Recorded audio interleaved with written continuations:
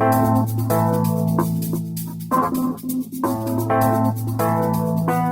everyone, welcome to the Balance Podcast. This is Chaplain Tony Repic from Biddle Air National Guard Base. I'm glad you're tuning in today on this Balance Podcast where we focus on the four really main areas of our lives: our social, spiritual, physical, and our mental areas, so that we can grow and be successful as people. And so when I launched this podcast recently, actually a couple years ago, but we reinvented it here. We re-engaged with it.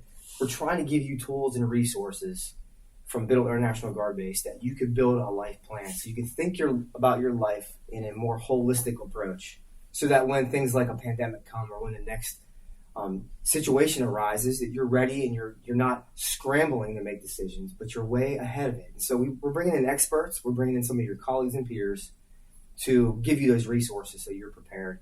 And today I'm excited about the guest I have in today. He's not only a friend of mine, he's a mentor of mine, Dr. Paul Randolph, who has extensive experience in the pastoral ministry world and counseling world. He's currently the director of Insight Counseling, which he's going to talk a little more about here in a minute. He's also a police chaplain, fire chaplain, and a Secret Service chaplain. So he's got so much experience. And I brought him in today because I want to talk to him, and I want him to share some things with you that can help you continue to navigate this, I guess, post-COVID world, or we're still in COVID. Who knows? It doesn't matter. He's going to give some great strategies today, and we're going to have a good discussion about just what's going on in the counseling world. And so without further ado, I'm going to have Paul just introduce himself here and just spend a few minutes telling us a little more about himself. Tony, it's great to be with you today, and I'm excited to see what you're doing to try to better equip the personnel that are hearing these podcasts. So it's great to be with you. As you said, I am the director of Insight Christian Counseling, and we have a part of our program that's designed for first responders and military called Vantage Point. And we provide counseling for folks in those areas and their families, and we do it at a discount. And then I serve a couple of agencies. I'm a chaplain with the Philadelphia Field Office for the Secret Service, Pennsylvania State Police, and my local fire company. So I get a lot of interaction with folks, not only who are first responders, but many first responders are also people who have served or are serving in the military. Yeah. So a lot of interfacing with folks that are defending our country and making the sacrifice to be the defenders on the front line. Yeah, it's great. And again, I think your experience today and what you're going to share with us is going to be just invaluable, because the folks that are listening aren't just members in uniform, but it's also their families, their kids, whoever is going to the sites where we're going to hang these podcasts. Folks are going to learn and be able to glean some of your knowledge that you have in the field. So let's kind of jump right in here. I just mentioned about COVID. And so recently, mask mandates are changing depending on where you are. Vaccine requirements are probably going to change soon. But overall, I don't think it's a surprise to anybody. COVID's affected human beings. And so in your practice, you and I have had some discussions about this. But can you let the folks know that are tuning in here today, what are some counseling trends that you're seeing right now due specifically to COVID? Yes, great question. When the lockdown started a couple years ago, I met with my counseling team and I said, about 4 or 5 months from now, we're going to start to see a counseling tsunami because of how the lockdowns, the shutdowns, the mandates are going to impact individuals, couples, and families. Yeah. It came on very strong and was unexpected. And I'm not saying our leaders were wrong to impose them, but there's a definite personal, emotional, psychological, spiritual backwash from all those things happening. And that's exactly what we've seen. We have never been busier as a counseling program. Wow. So some of the things we're seeing, increased anxiety that people are dealing with. People who were never anxious before are now saying, I'm dealing with anxiety. Wow. I'm having trouble sleeping at night. I'm worried about things I was never worried about. We're also seeing an increase in depression and despair for people, especially if they have lost their job or are in a situation where they don't necessarily want to get the vaccine, but they're told if you don't get it, you're going to be losing your job. And, they're thinking about their livelihood, they're thinking about their future, and they're in despair. A lot of marriages, we're seeing increased conflict. And in my opinion, conflict is not necessarily a bad thing in marriage. It can actually be a good thing for couples because you're getting your point of view out there. You're wrestling with it and trying to work it through with your spouse. The problem is when you have unresolved conflict. That can be very destructive in a marriage. Yeah. And so we're seeing a lot of that happening, as well as, especially lately, with the significant increase in inflation, the cost of gasoline and everything else, people are under more financial pressure. And so that brings a new round of struggle and potential conflict. What do we cut out? How do we make ends meet? What are we going to do with the fact that things just cost more and significantly more? So those would be some of the things that we're seeing in adults and families. We've also seen an increase in depression, serious depression, and anxiety in teens and children. And in fact, for the first time in my 35 years plus of doing counseling and ministry, we're seeing 10 and 11-year-olds who are talking about suicide. That's crazy. I have never seen children of that age before. Now, I don't have all kinds of research in front of me, but just speaking from our own experience as a counseling team, we've not seen that before. Yeah, that's just unbelievable at 10, 11-year-old. And so, and I don't want to focus on, the whys. We can wrestle through those. It's because of the things you mentioned. But what I really wanted to talk about is, let's start first with, adults in particular, in relationship, or even if you're single, right? And you've been tied up, if you will, or you're not able to go out and connect like you used to be able to go out. And there's still challenges, obviously.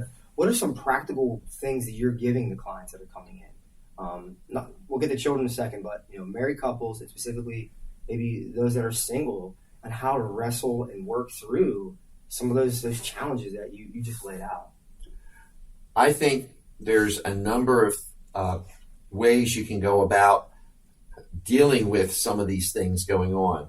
I liken what's going on, particularly in relationships, whether it's a serious dating relationship or two people are living together or they're married, where every relationship has some flaws in it, some imperfections.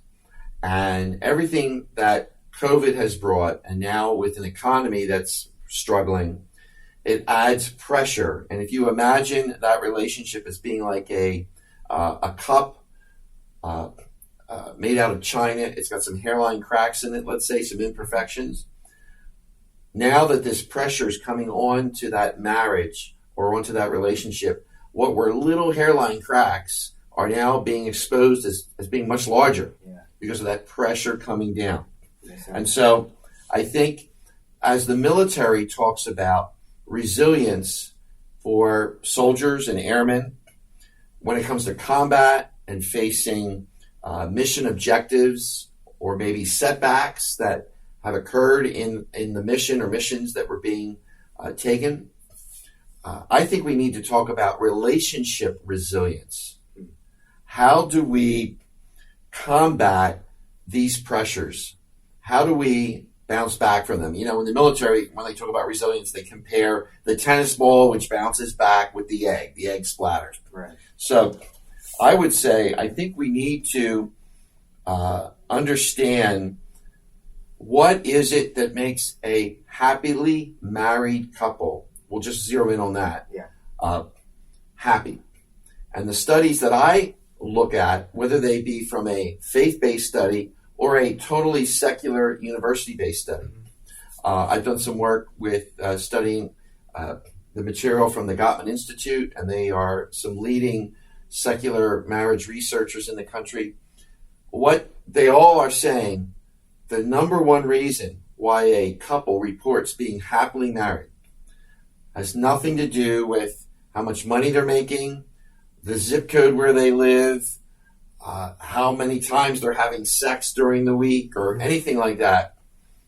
It's this: my spouse is my best friend. Oh, wow. Yeah. My spouse is my best friend. Now think about the best friends that you've had in your life. Yep. What made them a best friend? What were you experiencing with that person that made them a best friend? Well, they put in the time to work on the relationship, and they put effort into it. Think about the people that were your best friends who have kind of gone by the wayside. Yeah. What happened? Well, maybe you guys moved out of the same area, or job transfer, or whatever the situation. You stopped putting in the kind of time and effort that it took to maintain the relationship. And I think that's a key factor in marriage resilience, that you and your spouse are seeking to be each other's best friend. Yeah. Yeah. So marriage is work. Sure. Our society talks about love and marriage, I think, in some silly ways. They talk about how two people fall in love. Yeah. On the Hallmark Channel, which my wife watches, and I just cannot watch it because I'll make sarcastic comments, and I'll say, "Oh, we know how this one's going to end. Yeah. Be quiet. Let me watch my show, dear." Yeah. This idea of falling in love, and my response to that is, you two people do not fall in love. You fall in ditches, potholes, trenches, and manholes without covers. Yeah, you didn't fall in love. Right. When you met your wife, Tony, you saw someone that was attractive to you. Yep. She obviously saw what a great-looking guy you were. You started talking, and you found that maybe you had some common interests. She laughed at your corny jokes. You both made a conscious decision at some point: I want to get to know this person. Yeah. And so then you actively pursued that relationship, and you put time and effort into it. Yep. Well, that can't stop once you got the ring on your finger. Yeah. You've got to continue to work and develop your marriage. So I would say, realizing, first of all, that we need to be each other's best friend.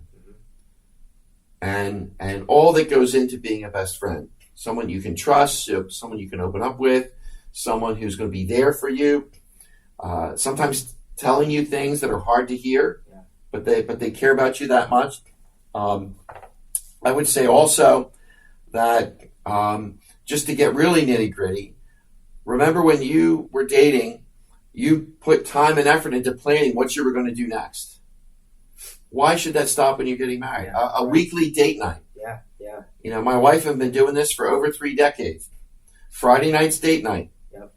If Tony Repic calls me and says, "Hey, Paul, let's get together on Friday night," I'm going to be like, "Well, that's kind of date night. I'm not quite sure." Now, if you've got Super Bowl tickets for the 50-yard line or something, I'll go talk to Phyllis and say, "Hey, hon, could we postpone date night? I'll make it up to you." But short of something like that, we make that we make that commitment to each other that we're going to spend time together. I would say also, never forgetting to communicate your love and support and affirmation for your spouse. It's so easy to simply focus on the negatives. And especially with the pressure that folks are under in our world today, to hear those 3 powerful words, "I love you," that are from your spouse, really looking you in the eye and meaning it, that's powerful. Yeah. I don't care who you are. Yeah. To be affirmed for the things that you're doing right, to be complimented, to get that verbal kind of support, I think is huge. Yeah. Working together as a team, I think, is also important. So, I may be at home and I notice a sink full of dishes. So I want to be a good teammate. All right, I'll put them in the dishwasher. No big deal. Yeah, exactly. Or hey, there's some stuff on the rug here. Let me grab the vacuum cleaner. And it says something to my my wife that I care enough that I'm willing to get my hands dirty on some things, and she'll sometimes back me up on something that maybe is more my purview. Yeah. So working together as a team, I think, is huge. Yeah. Right.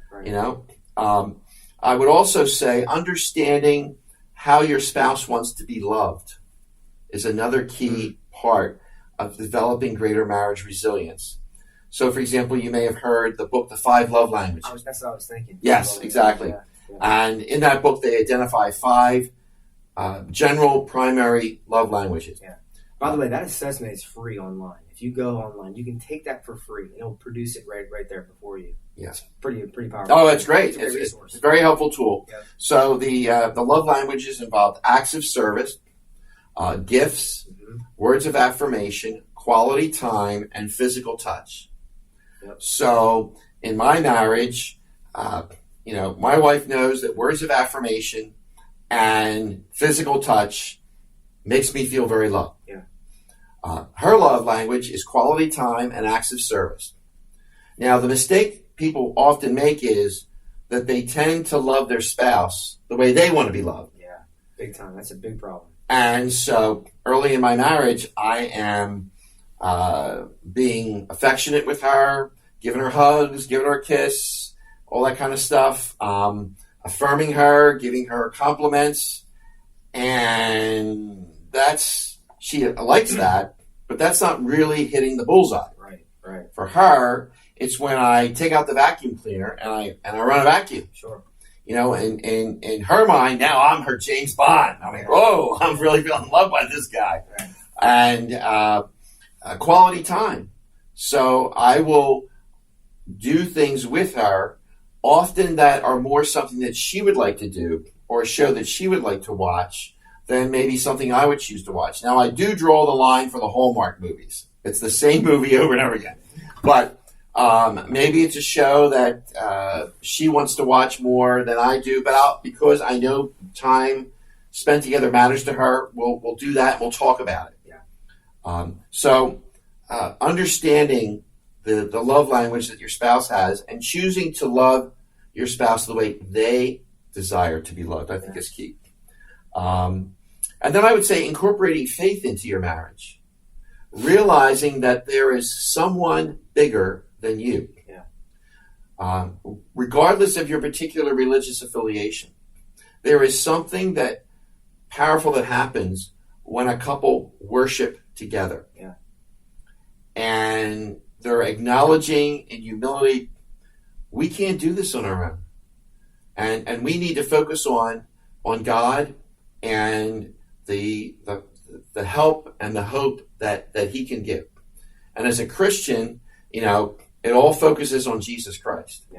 Yeah. For folks of other faiths, they have their focal points, and just speaking as a Christian, that would be mine. Yeah, right. And knowing what he went through, and the servant emphasis that he gave in his life. In the book of Mark, it talks that Christ did not come to be served, but to serve and to give his life a ransom for many. Now, I'm not necessarily thinking myself as Jesus dying on the cross, but I can certainly serve my spouse. Sure. And give of myself to them. And then prayer is a powerful tool. As men, we often struggle with the fact that our wives want us to go deeper in relationships. Can't we talk about more significant things? Can't we go deeper? And I want to know what you're thinking. I want to know what you're feeling. And as guys are like, all right, well, I'm thinking the Sixers are doing better because they got a new guard, the guy with the beard, and, hoping the weather clears up and that kind of stuff. Guys, we tend to be a little more surfacey in our communication. The women tend to dive deeper. And so, guys, I'm going to give you a tip that will automatically get you on a deeper level of communication with your wife that she will appreciate. Guaranteed home run, guys. You ready for this? When you're spending some time talking with your wife, ask her this question before you finish the time. Look her in the eye and say, honey, how can I pray for you today? What's on your heart? What's on your mind that I can be praying for you? That's you awesome, just took the conversation to a whole new level, and all you did was ask a simple question. Yeah. Now, it's important to follow up and actually pray for her and with her. Sure. But guys, that is an automatic home run for your wife to sense that you care enough about her to ask that question, and that you want to go deeper than just, okay, who's got to get the dance lesson today, and when do we have to pick up our son from school, and all that kind of stuff. And that costs nothing either. There's no monetary Cost zero. connection to that. Cost zero. Yep. Another thing that I have used with couples that I think can help them have better resilience is pick a time during the week. I suggest the weekends because most people are off from work then, so they have a little more time. Pick a time, maybe 30 minutes, where you and your spouse can get away from the kids. In our house, it's the living room. We can shut the doors to the dining room. And, if you have to have them watch a TV show for that half an hour, it's worth it. All right? And you and your spouse take a few minutes and talk about the past week. And start off by saying something you appreciated that your spouse did during the week. So, hey, honey, I love that meal you made Thursday night. That was just awesome. And I really appreciate you being patient with me with all the extra workload I have right now. Yeah. We're getting ready for this mission, or we got this going on the base. And that really means a lot to me. Thank you. And then your spouse can reciprocate with something that they want to thank you for. Hey, thanks for vacuuming the floor this week. And I know you took care of the dishes for me, and you helped with the kids with homework on Tuesday night. And that meant a lot to me. That was a real break for me. Thank you. Yeah. And then shift to something that was a concern, maybe something that didn't go so well. And hey, hon, I was a little frustrated this week because, when I went out to the car, there were all these coffee cups there, and I go to turn on the car to put it away, and the tank's on empty. And you know how that frustrates me. I would really appreciate it if you could just, even if you don't want to go get the gas, just let me know that we need gas, and I'll get it for you. Yeah. You're not attacking the other person. You're not saying, how stupid can you be? How many times have I told you got to fill that tank up with gas? What kind of moron are you? I mean, that's going to get you nowhere. Right. But if you just zero in on what the issue was without being attacking your spouse, it provides an opportunity to get a frustration out before it just builds and builds and builds and builds. And then the straw breaks the camel's back, and now you two are launching into nuclear attack mode with each other. Right. So even though you're bringing up something that's a criticism, you're doing it in the context of sharing something positive and affirming. And then end that time up with that question. So how can I pray for you this week? Well, I got this evaluation coming up, and I'm really nervous about it. The boss is a real pain in the neck. I'm nervous about it. Could you pray about that? Or whatever it is. Yeah. Hey, I'm still really struggling with what's going on with all this COVID stuff, and I'm really anxious about it. So again, you're taking that time to verbally back one another up. Yeah, that's good. So those are some thoughts that I would have. And a last thing, now that things are opening up, if you two used to play tennis together, get back out on the court. Yeah. If you two used to go to play golf or bike riding or rollerblading or bungee jumping, whatever it was, get back to it. Yeah, right.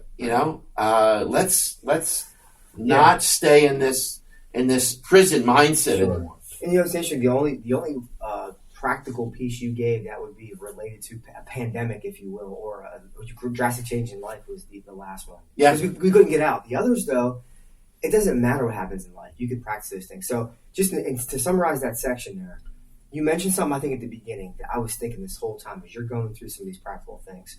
One, every relationship has cracks in the china, if you will. There's no perfect relationship, no perfect person. So we have to have that expectation going into it. One. Two, what connected you from the beginning? Get back to those basic things again, right? Mm-hmm. Enjoying each other, being friends with each other, and finding out the love languages is a great one. Again, free resource out there. You can find out quickly in an assessment the love language of your spouse, the love language of the person you're dating, etc.